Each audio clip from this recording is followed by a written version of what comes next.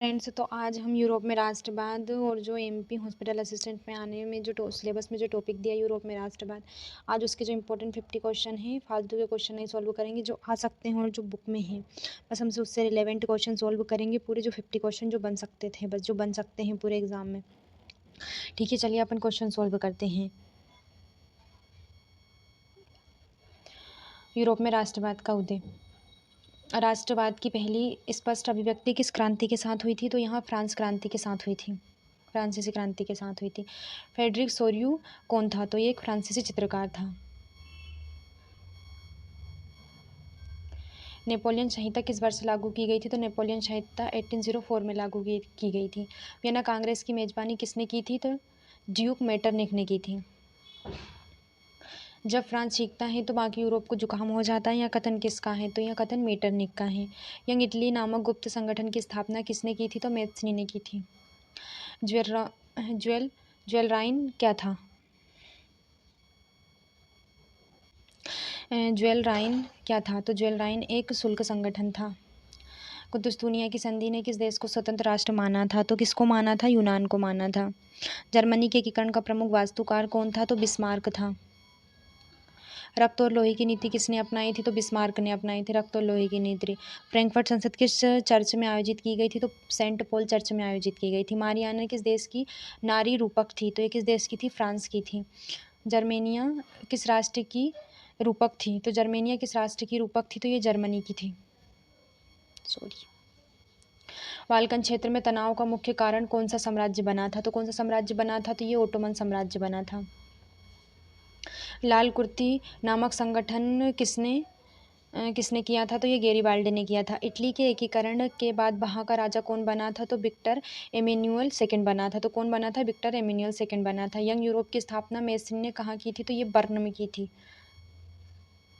1815 में नेपोलियन की हार किस युद्ध में हुई थी? तो ये वाटरलू के युद्ध में हुई थी।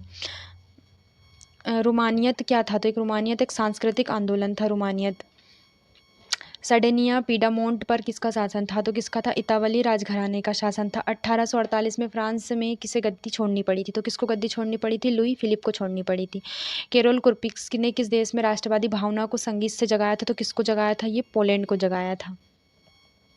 उदारवाद शब्द किस भाषा के मूल से बना है? तो लिबरलाइजेशन किस शब्द से बना है? लैटिन से।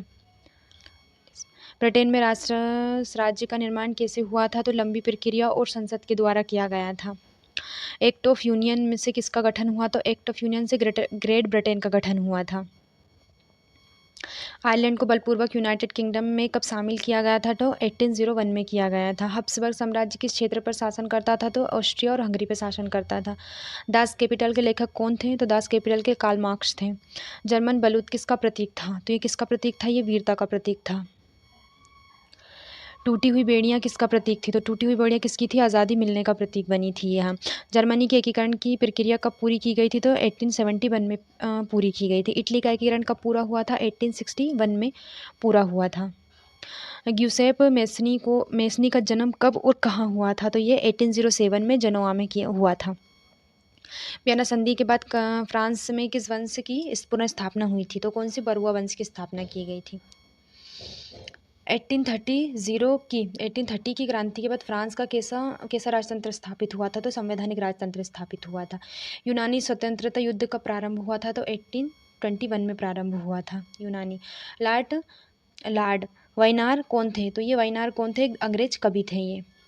जर्मनी में राष्ट्र निर्माण की पहली कोशिश कब की गई थी? तो 1848 में की गई थी। 1848 में की गई थी। प्रसा के राजा विलियम प्रथम को जर्मन सम्राट कहाँ घोषित किया गया था? तो वारसाई में किया गया था। केबूर कौन था? तो केबूर कौन था? पीडामोंट का एक प्रमुख मंत्री था। तो कौन का? पीडामोंट का एक प्रमुख मंत्री था। गैरिबाल्डी ने किस क्षेत्र को जीतने में मदद की थी? तो 2 सिसिलियों का राज्य जीतने में मदद करी थी। ब्रिटेन झंडे को क्या कहा जाता था? तो क्या कहा जाता? यूनियन जैक कहा जाता था ब्रिटेन झंडे को। बाल्कन क्षेत्र के निवासियों को क्या कहा जाता था? तो स्लाव कहा जाता था। कौन सा देश प्रथम विश्व युद्ध से पहले बाल्कन क्षेत्र में प्रभाव बढ़ाना चाहता था? तो कौन? रूस, जर्मनी, ऑस्ट्रिया और ये तीनों। रूस, जर्मनी, ऑस्ट्रिया तीनों के तीनों ही बाल्कन क्षेत्र में अपना प्रभाव बढ़ाना चाहते थे। साम्राज्यवाद से जुड़कर बाद यूरोप को किस ओर ले गया था? तो यह किस ओर लेके गया था? प्रथम विश्व युद्ध की ओर लेके गया था। रूसो कौन था? तो रूसो कौन था? एक फ्रांसीसी दार्शनिक था। यूरोप में 1830 का दशक कैसा था? तो कैसा था? आर्थिक समृद्धि का था, भारी कठिनाइयों या भुखमरी का था, शांति का था, अत्यधिक उत्पादन का था। तो यहाँ कौन क्या था? भारी कठिनाइयों और भुखमरी का था। सिलेशिया के बुनकरों ने किसके खिलाफ विद्रोह किया था? तो ये ठेकेदारों के विरोध खिलाफ विद्रोह किया था। फ्रांस में महिलाओं को मताधिकार कब मिला था? तो 1946 में मिला था फ्रांस में महिलाओं को मताधिकार। और फिर निरंकुशवाद का क्या अर्थ है? तो निरंकुशवाद का क्या अर्थ है? ये ऐसी सरकार जिस पर कोई अंकुश ना हो। धन्यवाद दोस्तों।